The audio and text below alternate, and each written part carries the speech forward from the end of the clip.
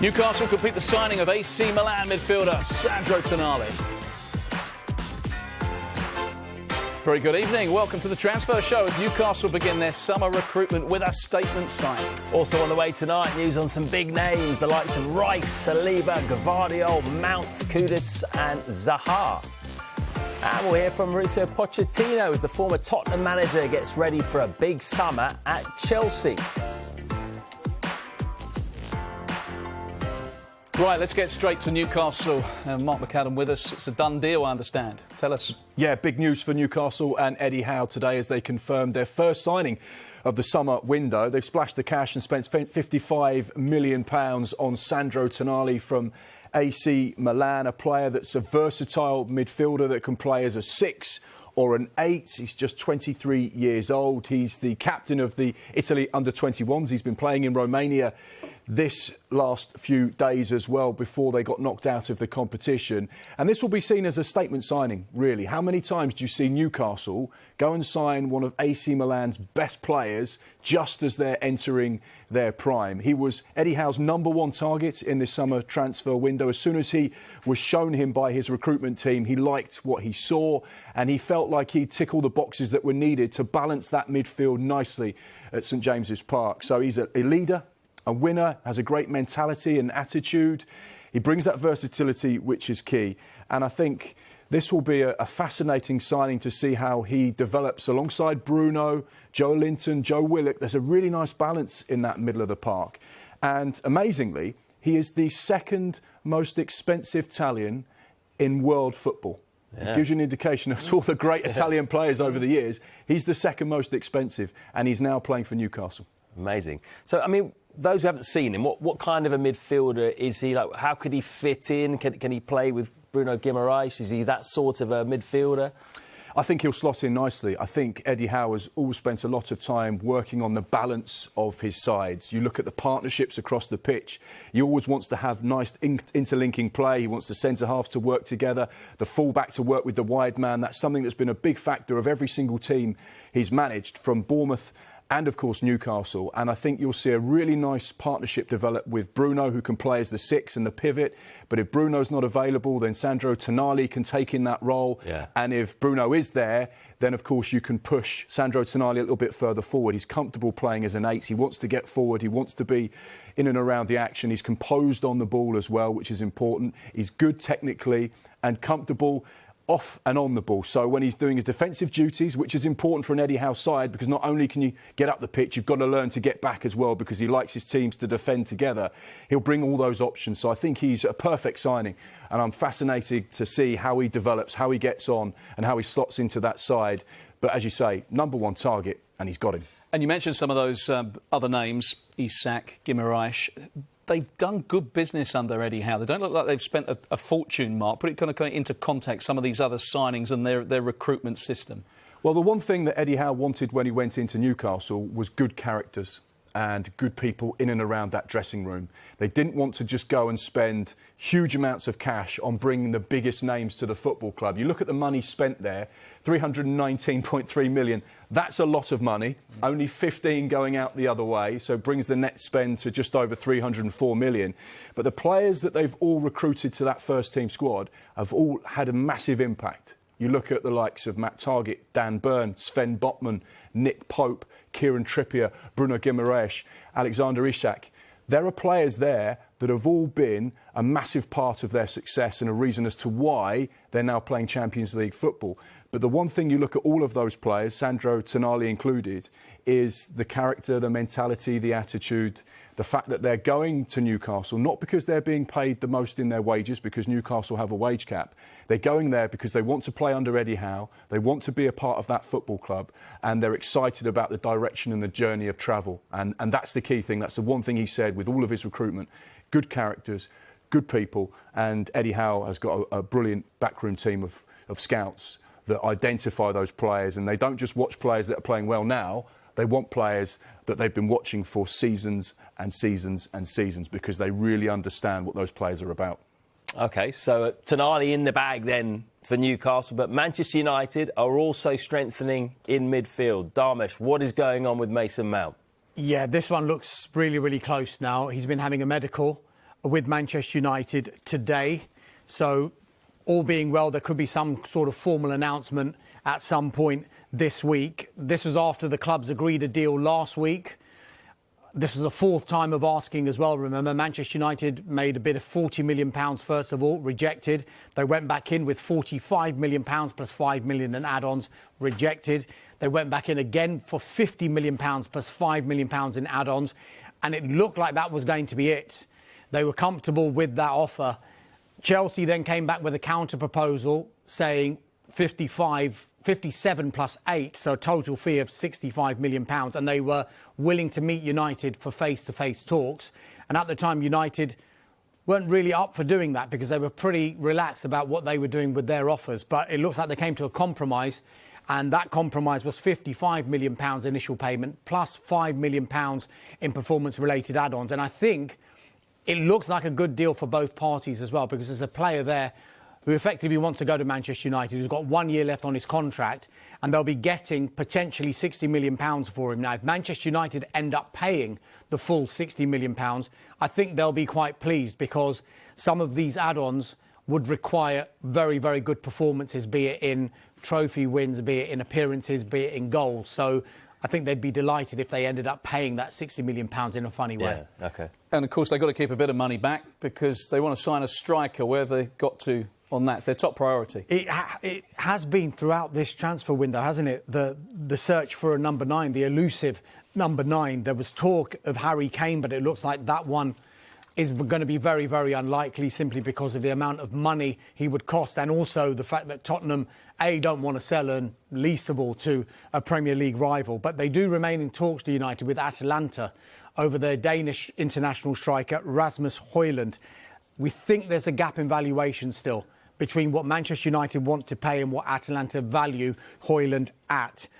United, as we were mentioning with Mason Mount, they are comfortable with some of the pricing that they feel is realistic for a player like Haaland, and they are prepared to walk away from any kind of deal if they feel Atalanta are overpricing the striker. So the talks are continuing there. There have been some reports that there have been a couple of bids which have been rejected. We don't know whether they've been official bids or whether United have gone to Atalanta and said this is what we'd be prepared to pay, and Atalanta saying no, that's not enough. But I mentioned the other options. They're also looking at the Eintracht Frankfurt striker Kolo Muani. He's been a name that's been mentioned throughout this transfer window as well.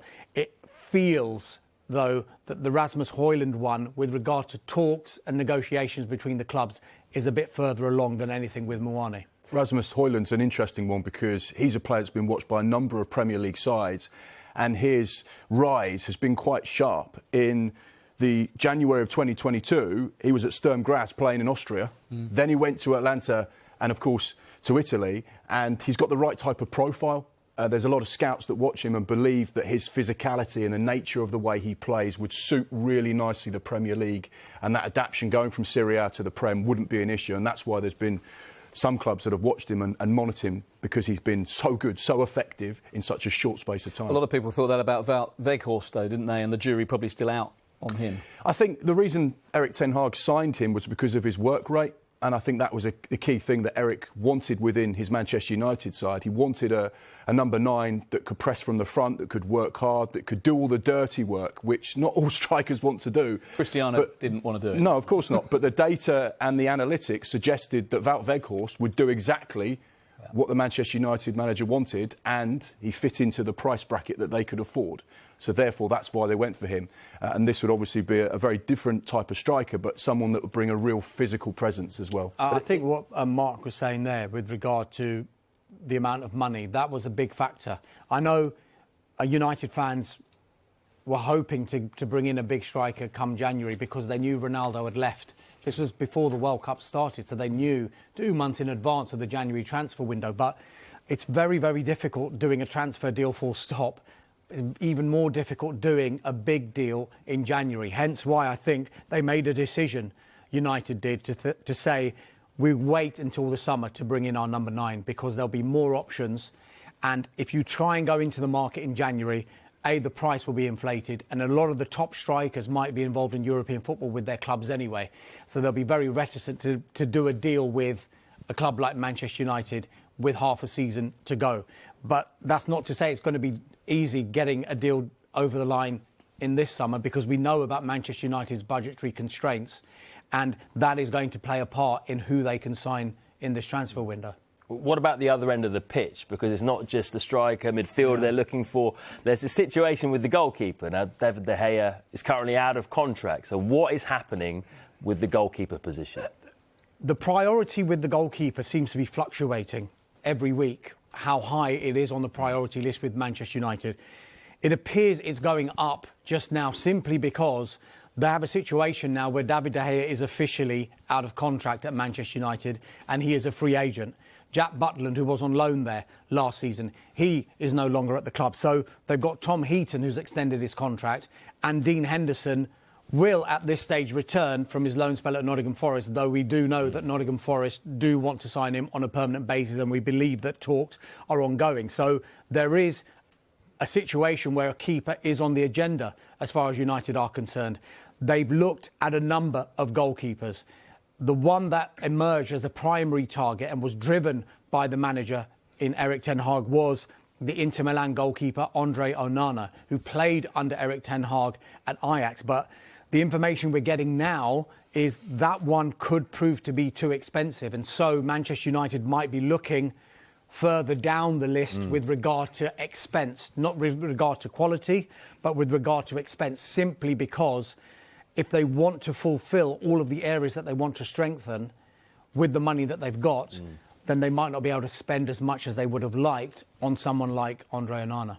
Mark, just wondering how important this transfer window is for Manchester United, because the summer window last year for them was a bit of a fiasco. Yes, they got Casemiro in, almost looked like a bit of a panic buy, turned out to be great, but for a long time, Erik ten Hag and the rest of Manchester United were getting almost slaughtered for a poor window. It feels like they need a good one. It feels like they need a good one, and I think they need a good one off the back of the season they've just had. They've got back into the top four, they're playing Champions League football, they won the League Cup, they got to the FA Cup final, and Manchester United fans will be going, what a brilliant first season for Erik ten Hag. He's shown what he can do with a chaotic summer window, as you described it. Now let's go and give him the tools he needs to go and improve that squad yet again, because he's shown that we can be competitive. And Manchester United fans will feel like this is the time to now back the manager and support him. They all feel like they've got the right man at the helm, which perhaps in the past hasn't quite felt right. And then they're seeing Liverpool go and spend best part of £100 million nice and early on a couple of players. They're seeing Arsenal getting close to a second and third signing, which would take their spending to in excess of £200 million. And they'll be thinking, well, we need to be at the transfer table as well. We need to commit some money. We need to bring in these types of marquee signings to continue to develop what Erik started, because we don't want to just finish in the top four. We want to win the Premier League. And to do that, you need to have the right type of players. So I think there'll be a sense of frustration, but I think there'll be a lot of clubs that will be looking at the likes of Arsenal and Liverpool and getting a little bit jealous because they're having really active, exciting windows. And the transfer window's only been open for barely 3 weeks. Yeah, I mean, you mentioned Arsenal there. It's still 60 days, I think. You guys are going to be busy, yeah. There's still like the best part of 2 months for this window to run. So still plenty of time, but I don't think United would want to be in a position, as you mentioned, from last season when a couple of their biggest signings of that transfer window, if not their biggest signings in Casemiro and Antony with regard to outlay, they came in after the season had started, after they'd had those results against Brighton and against Brentford right at the start of the season. So I think United will want to be in a position in an ideal scenario where they start the season with a squad that's going to take them throughout that season as well.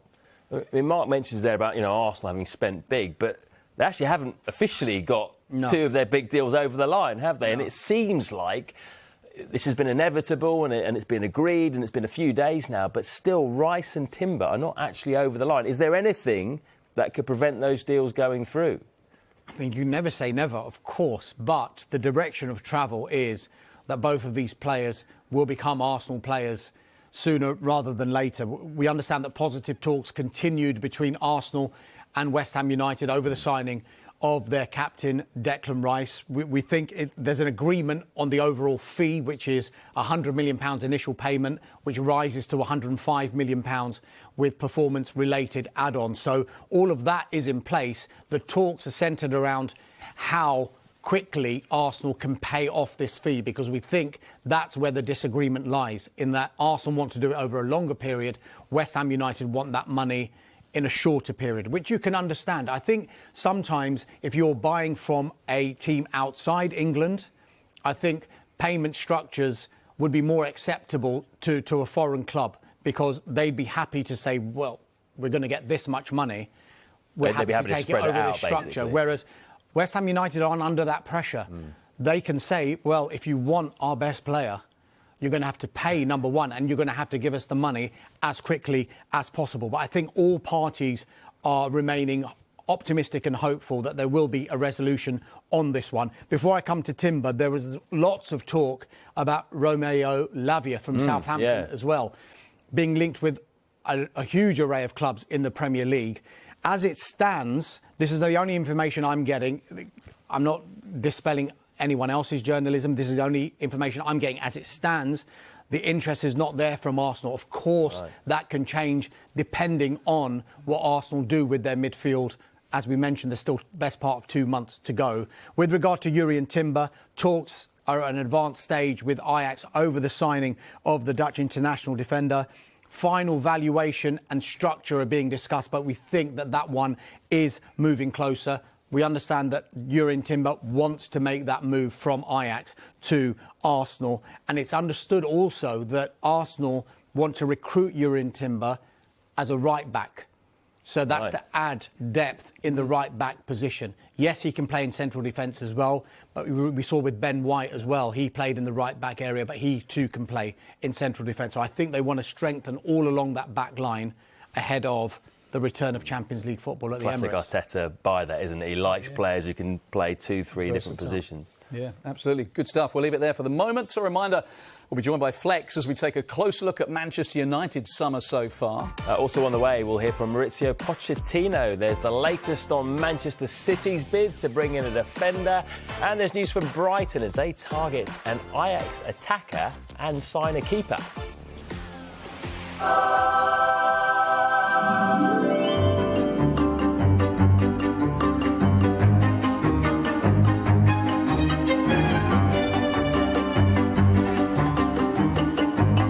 I will sign for Brighton. Welcome back to the Transfer Show. Maurizio Pochettino has been at Chelsea's training ground today. Here he is arriving.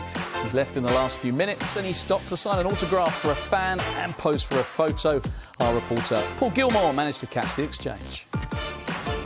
Welcome back. No, yeah. You want the picture with me or you want for the media? Okay. You are going to be famous now. By the way, my friend, ask me, would you mind signing on the Southampton? No, come on. Yes? Okay. Yeah, but you were more focused in the media than in the TV than... But this is Southampton. Oh, it's so nice. Keep like this. Because Southampton fan. Good to be back with you. Yes, happy to be here and of course in the Premier League.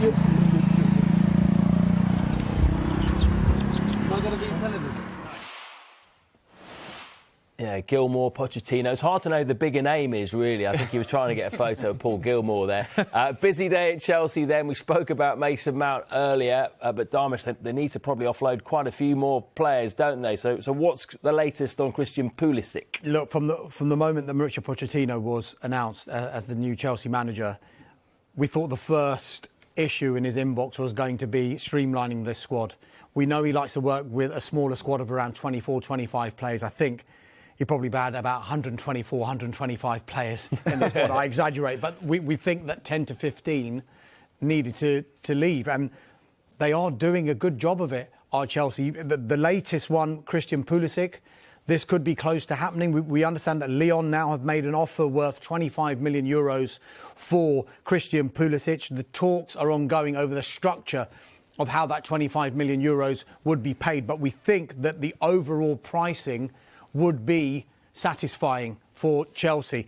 We said last week that Ruben Loftus-Cheek, once he was going to AC Milan, Milan were actually looking at Pulisic as well. But as it stands, it can change. They haven't made an official offer to Chelsea, but Lyon definitely have, and let's see if they can get him. OK, so that's Pulisic. How about Azpilicueta? Romelu Lukaku, forget sometimes he's a Chelsea player who's been on loan so long. I mean, yeah, let's start with Cesar Azpilicueta, captain of Chelsea, won the lot with Chelsea, glittering 11-season career so far. Looks like it is coming to an end now. He has got a year left on his contract, and I think that Chelsea and Azpilicueta, the respect is so great between both parties. I think they wanted to do the best by Azpilicueta, and I think what's happening now is that they're close to an agreement to terminate that contract effectively with 1 year to go, because of the goodwill shared between both parties, so that he would effectively become a free agent. And we think that Atletico Madrid are ready to pounce and sign him up on a free contract for Cesar Azpilicueta. This is just a week after we thought that Inter Milan were ready to do exactly the same. Let's see if Inter Milan do come back in, but it looks like Atletico Madrid is the destination for Cesar Azpilicueta once this contract termination has been agreed. Romelu Lukaku, his future's still up in the air, of course. Chelsea have signed Nkunku. We know that. They've also signed Nicholas Jackson from Villarreal, so they're increasing their firepower up front. We don't know whether Romelu Lukaku is in the plans. Inter Milan continue to work on a deal, but so far they haven't offered anything that Chelsea would be satisfied with. And as it stands, with nearly 2 months to go in this transfer window, they don't want to do a loan deal. We can't say that that will be the case throughout the transfer window, because if there comes a point where there's a week to go and Romelu Lukaku is still with Chelsea and he's not in the plans of Mauricio Pochettino, then they might have to deal in a loan. But as it stands, they've got no plans to allow Lukaku to leave on loan. It's funny, isn't it? You mentioned there's so long left in this transfer window, but, you know, sides have been really, really busy, haven't they, early on? Arsenal, Chelsea focusing on outgoings. And Manchester City, I mean, they've been fairly busy. They've signed Mateo Kovacic, haven't they? But they didn't go in hard for Rice. Are they now, though, perhaps going to make a big statement signing in defence? I think so. I've got some breaking news which we'll tell you about in a few moments as well. Manchester City... Just moving to the edge of my seat, Mark.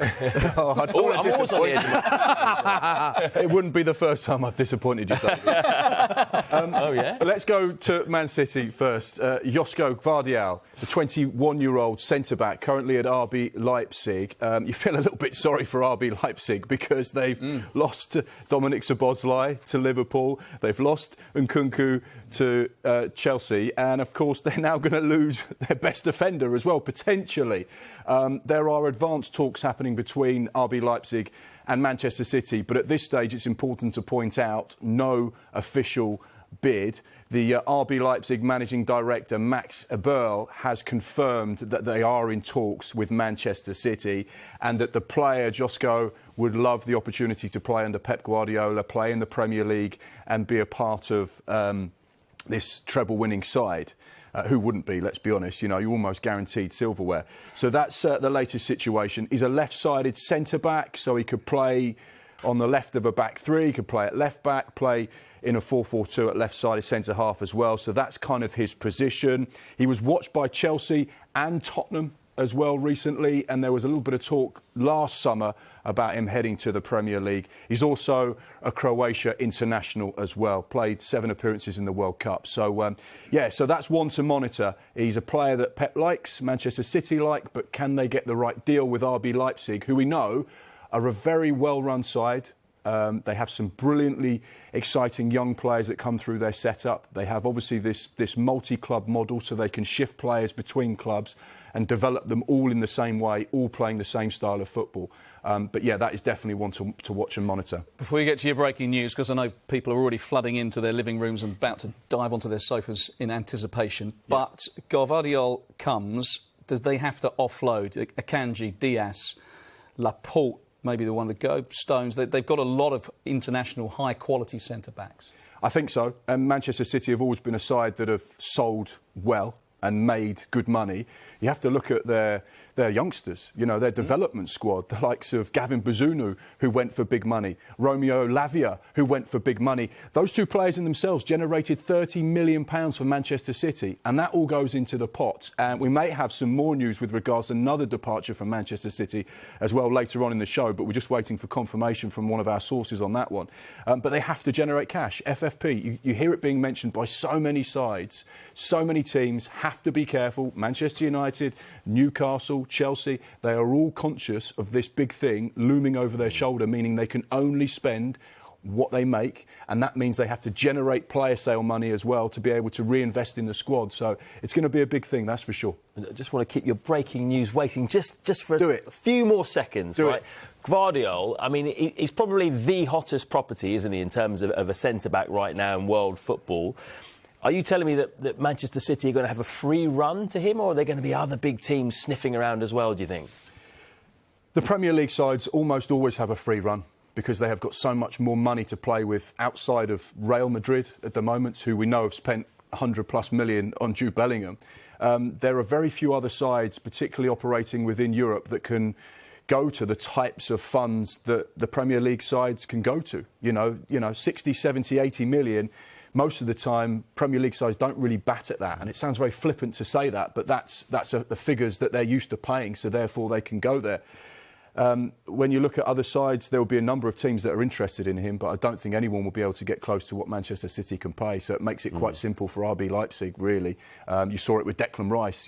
Every single team in Europe would want to sign him. Bayern Munich were discussed at one stage. And at the end of the day, there were two Premier League sides sat at the table, Arsenal and Manchester City. And that's the way these things are at the moment. You said that you feel sorry for RB Leipzig.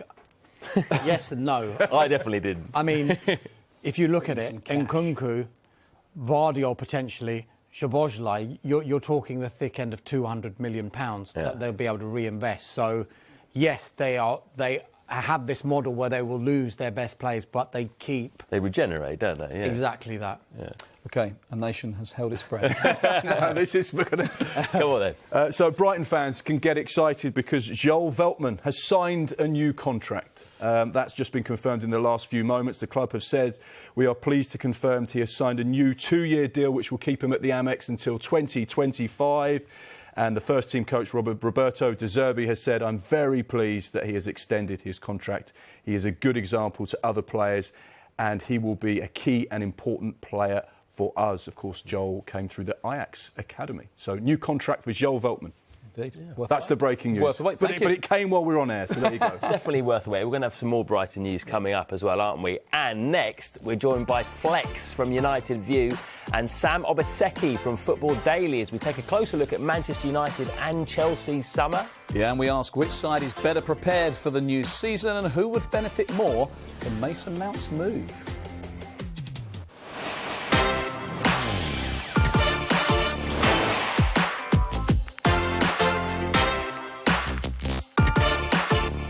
Welcome back to the Transfer Show. We're going to take a closer look at Manchester United and Chelsea right now. Delighted to say we're joined by Flex from United View and Sam Obaseki from Football Daily. He's going to be representing Chelsea today. How are you, lads? All good. Sam's got, look at that smile on his face. Look at that. Look at that. Trimming his squad down, getting some nice money. Look at that big smile. Well, listen, we're going to get right into Mason Mount. We're going to see which of the two of you is happier about this. Flex, what's your reaction to Mason Mount signing for United? My reaction at the start was quite mixed because the concern at Manchester United, in my opinion, is the order of ceremonies, is the priorities that we need. Manchester United's top priority, in my opinion, is a striker. So when the season ended, and we're thinking about, is it going to be Kane? Is it going to be Osimhen? Who's going to be the striker? And then all of a sudden, our first target and our first transfer is Mason Mount. It threw me a little bit, It threw me a lot. But as the transfer develops and then you see what happens with the fee, you just look at the profile that he is and the attributes that he has, and then you marry those up to what Ten Hag's looking for from a midfield player and looking for in his next stage of evolution for Manchester United. So Declan Rice. Mason Mount, he has those things. That's another player I wanted, couldn't get. You can see where Very this is going. Freudian flex, that was. Exactly. Mason Mount has fantastic attributes. This is a player who's good on the ball. He works his socks off. He can get goals. He can get assists. And not too long ago, he was Chelsea's Player of the Year twice in a row. He won the Champions League at Chelsea. He's come through the academy. This is a fantastic player. I do think he's been tarnished with the last sort of 18 months or when the takeover happened at Chelsea and it all went a little bit wrong for him. But nobody was looking good at Chelsea last season. Look at the season that they had. Even Thiago Silva didn't look very good last year. It was a terrible season for everybody involved with Chelsea, and he needs a new start. So he can be a great addition to Manchester United. But the worry for me at this moment is that I need to judge how good of a signing Mason Mount really is, probably at the end of the window when it slams shut and I see what Manchester United have. What will they have? Because if you tell me that Manchester United get Mason Mount, but there's no striker, there's no goalkeeper, there's not another type of midfielder, preferably a more deeper playing midfielder, then that's trouble. But if it's in addition to the players that I just mentioned and the positions we just mentioned, it's going to be a good signing. And Ten Hag really wanted this player as well. That's what we learned as Man United fans. I certainly did, that Ten Hag really wanted Mason Mount. So very interesting. Wasn't what I expected to see, but actually I think it's a very good signing. OK, Flex, we'll get to those other positions in just a moment. But Sam, he stuck the knife into Chelsea a little bit there. I'm sure that didn't go unnoticed. Should, from a Chelsea perspective, should Flex be more excited about Mason Mount? He sounds like he's warming to him, but this is a guy, he's international, he scores goals. He's a quality player, isn't he? Yeah, 100%. I think one of the biggest reasons why I've had an issue with this transfer is not just the fact that he's leaving, because since he's broke into the Chelsea squad, I've loved him. I think most Chelsea fans have seen what he's done for the club, but it's the fact that Mason Mount was available on the transfer market, and opposing fans were complaining at the £55 million price tag. If you're able to get a player like that in his prime, when he's been one of Chelsea's players, if not one of our best players since he's broken into the team, then you should be happy. You should be snapping our hands off with that fee. Before last season, he got double goals and assists, in double digits goals and assists. Last season, he had a few injuries, so he wasn't able to, really stamp his place in the squad. But at the same time, I can confidently say that if he was able to have a full season with Chelsea last season, I don't think that we would have finished where we did, and that's because of the impact that he has in the squad. You can see by some of the things that we've seen online in terms of how upset some Chelsea fans are. Some of the players have spoke out already, and that's because of the impact that he has, not just on the pitch but off the pitch as well. And if a player like that is available, we've seen Jurgen Klopp, we've seen Arteta, we've seen some of the best managers in the world sing his praises. He's a versatile forward. Most managers now in the Premier League, if not the world, want a player like Mason Mount. So the fact that some United fans and some other fans are questioning the price tag or questioning why you're getting him opposed to other players is I just don't get it. If Mason Mount is available, you get him. Even I'm surprised that we didn't push for more, because that's how much he's worth, even with 1 year left on his contract. Come on, Sap. Hang on. No, I'm sorry. I've got to be honest. Hang on a minute. So all of a sudden, because Chelsea got a bring and buy sale, now we're supposed to be saying everyone should come to the table to help Chelsea trim this squad down that's massively inflated. He's got a year left on his deal. I agree with you. He's a fantastic player, and I agree with you with the attributes that he has. But I think rival fans are entitled to say, hang on a minute, this is a player who for the last 18 months hasn't been himself. And this is a player that is in the last year of his contract. And on top of that, this is a player that Chelsea need to get off their books. He's rejected deals. He's on the transfer list because he says he doesn't want to stay at Chelsea. I think 18 months is a stretch. I think he had an injury-struck season. He wasn't able to, find rhythm, and that's because of the injuries. But before that, like I said, he got double digits, goals and assists. We're talking about a player that's contributed to us winning the Champions League, that is almost been the face of Chelsea Football Club, not just because of what he does on the pitch, but like I said, what he does off the pitch. And having a profile like that come into your squad, someone that could be a future captain, that will be seen as a future captain, that's the type of player that you want. And I can understand, yes, Manchester United need a striker and they want a striker in their squad. But like I said, at the same time, when a player like Mason Mount, who can contribute goals, who can dominate in midfield, that can help out defensively, that can instill a mindset that you want in your squad, you go and get him and you don't complain. You do not complain if Mason Mount signs for your squad. can complain. I do. The reason why, because we have him, I can see. I actually agree with you with what he brings to the squad and the attributes that he has. And I've got this thing at Manchester United where if we look at players like McTominay, like Fred, and we look at how our midfield has been over the last 4 or 5 years, it's very reliant on just workmanlike and engine. We emphasize so much that passion and desire and heart are so sought after because we lack technical ability. We need players that are comfortable with the ball and also work hard and can get goals and can get assists in midfield.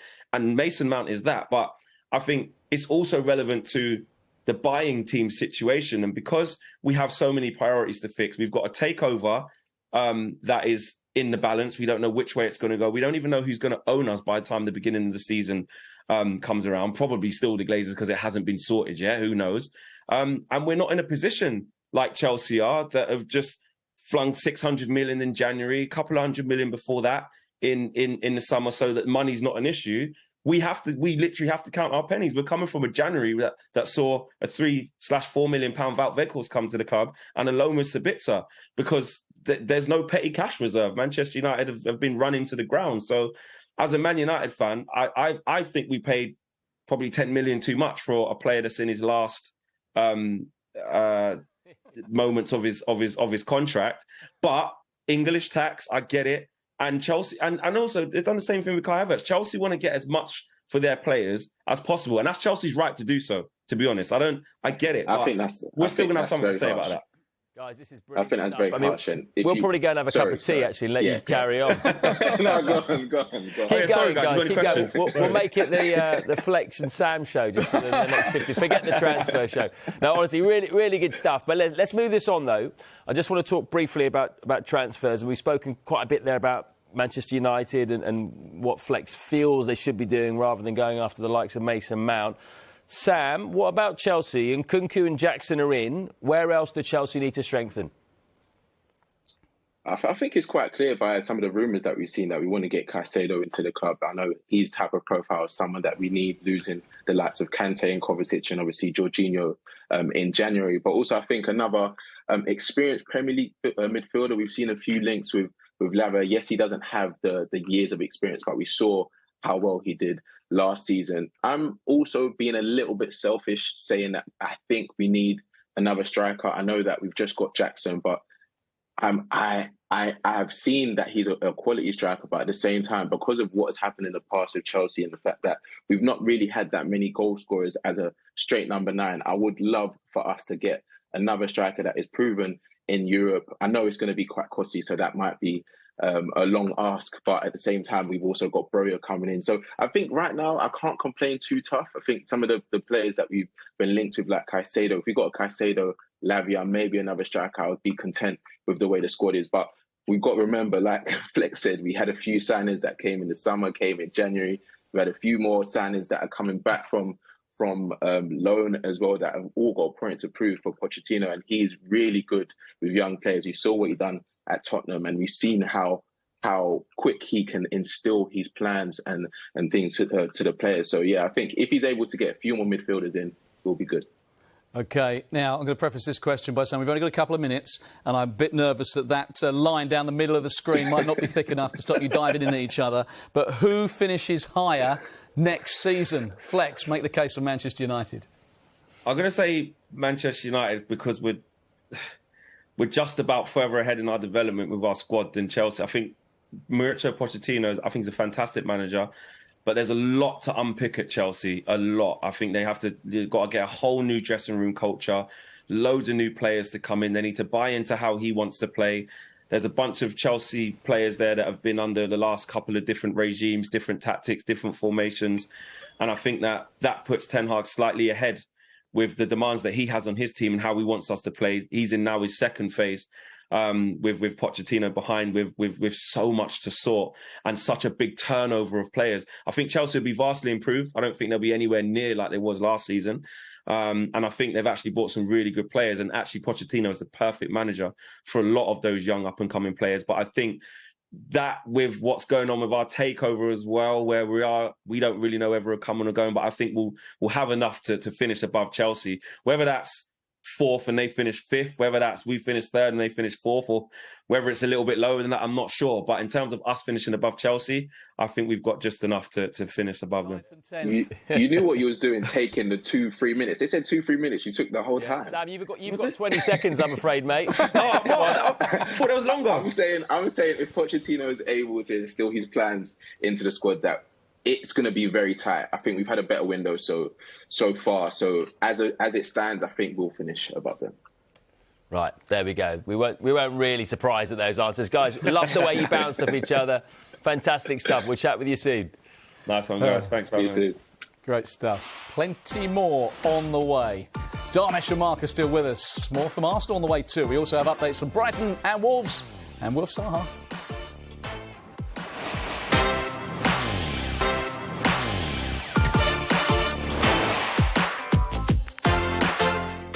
Right, welcome back to the Transfer Show. Let's get straight to Mark. More breaking news.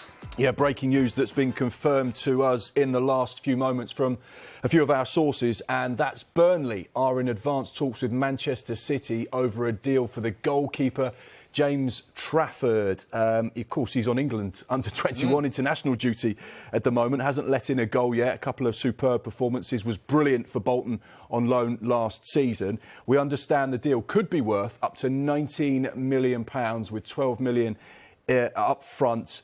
So that is the latest with regards to that deal. Vincent Kompany, we know that Burnley came back a few weeks ago for pre-season looking to add a goalkeeper. It could be a Manchester City player. So advanced talks now. Right, we haven't got much time, have we, this part, so let's get straight into a couple of bits of news from Crystal Palace. Yeah, just on Wilfried Zaha, he's officially now a free agent, isn't he? His contract at Crystal Palace was up last week. He has now got offers from Lazio, Fenerbahce, and what's been described as a huge offer from Al Nassr in Saudi Arabia. All three offers are understood to have been agreed in principle. It's now up to Wilfried Zaha to decide. But in the background, dialogue remains open with Crystal Palace because there's a 4-year contract that's on offer from Crystal Palace that remains on the table. Of all of those deals, I will remember Zaha's always said, Champions League football could be a factor. Lazio could offer Champions League football to Wilfried Zaha, should he choose to go there. To Arsenal, Darms, a lot of people are excited about Declan Rice coming in and others, of course, one or two might have to make way. What can you tell us? Yes, I think that is the case. Granit Xhaka could be one.